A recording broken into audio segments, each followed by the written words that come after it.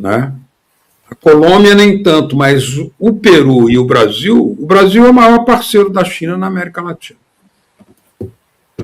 Né? Dispensa maiores comentários. Poderia ser até maior, e poderia o Brasil fazer um acordo de cooperação com maior protagonismo nosso, por exemplo, uma rede de ferrovias chinesas do Brasil, mas com a indústria brasileira participando, que nós temos indústria para isso. A Nuclem, por exemplo, a Nuclep, por exemplo, que fazem navios, que fazem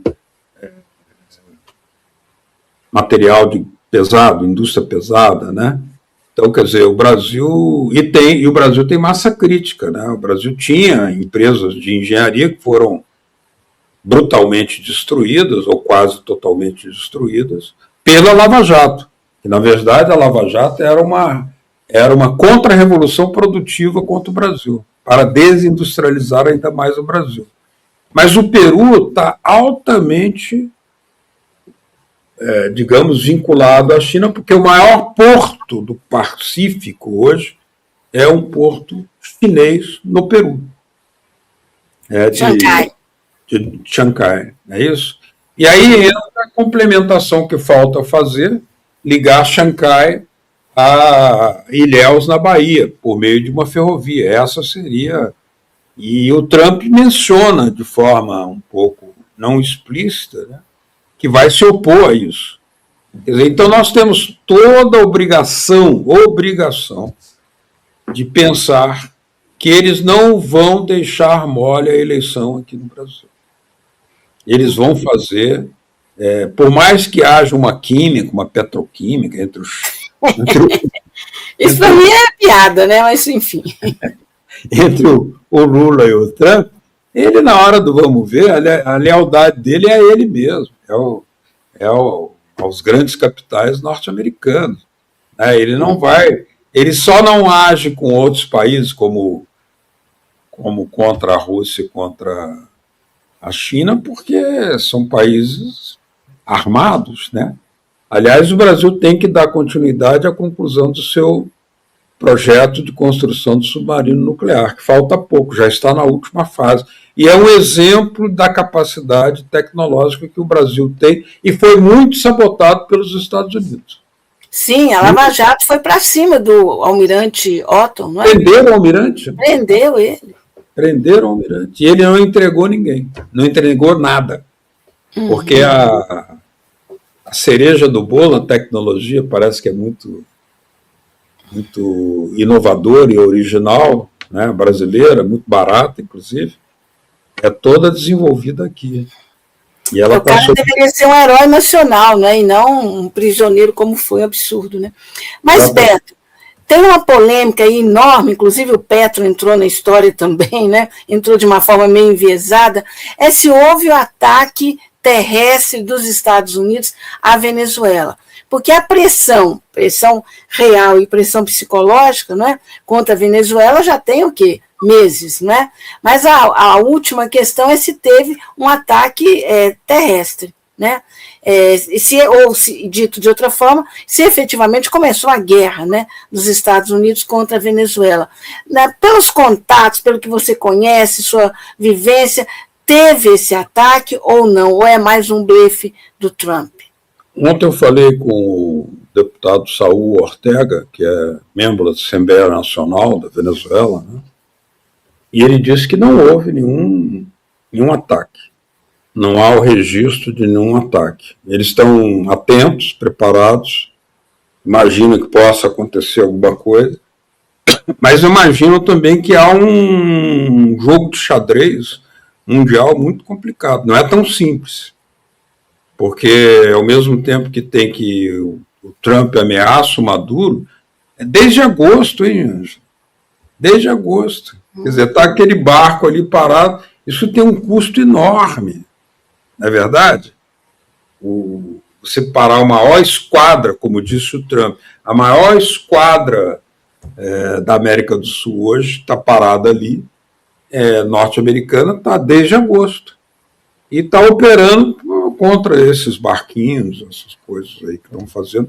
Claro, eu não estou diminuindo o risco do perigo, de jeito nenhum, até porque o Trump bombardeou o Irã sem declarar guerra.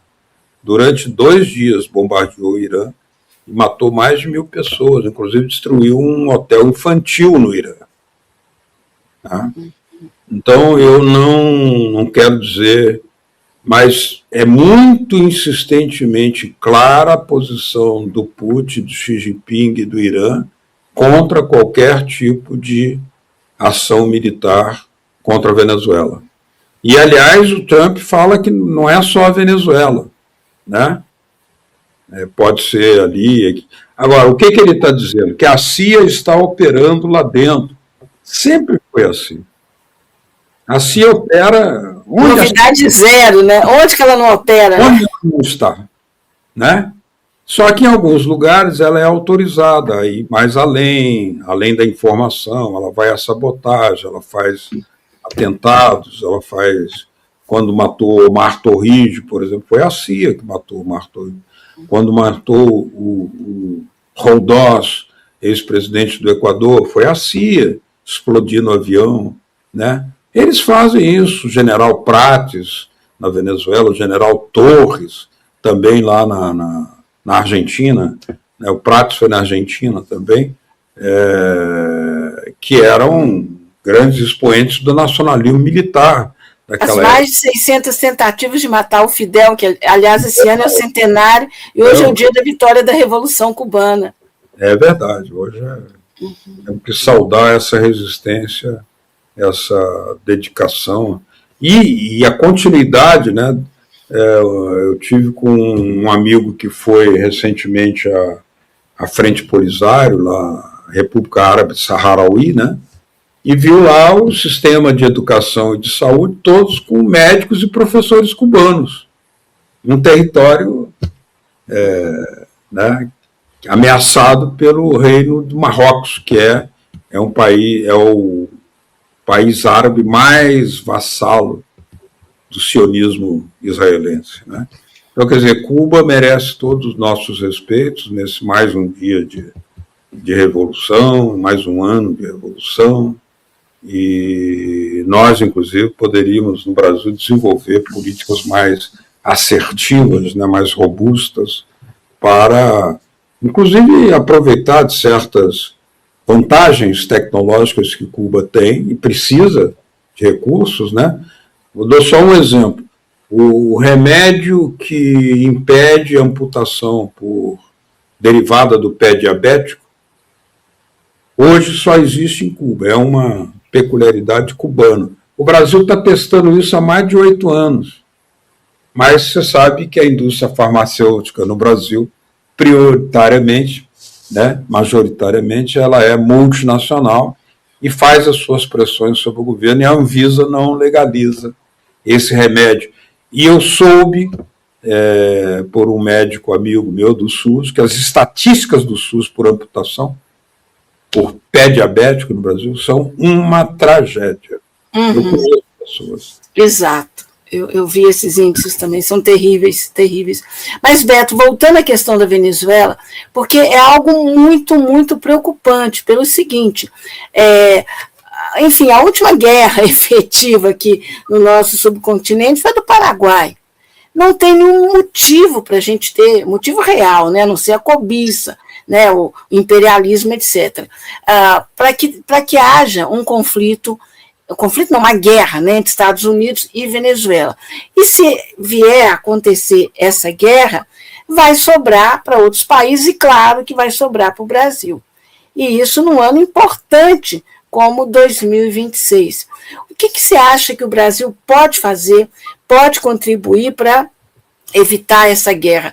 A posição do presidente Lula tem mudado, né? De uma posição meio distante e tal, ele está tendo uma posição mais firme, mais crítica em relação à postura dos Estados Unidos, mas só isso é suficiente? Acho que o Brasil pode fazer muito mais. Deveria, porque o peso específico do Brasil, seu tamanho, a liderança do próprio presidente Lula na região, né? Veja, o Lula não assinou a carta do Mercosul porque ela era desrespeitosa com a Venezuela. Então foi importante o Lula não ter firmado esse documento, já é uma solidariedade venezuelana. Mas veja bem, mesmo os setores privados no Brasil têm feito negociações comerciais com a Venezuela muito, digamos, como se não houvesse nenhuma diferenciação política, entendeu?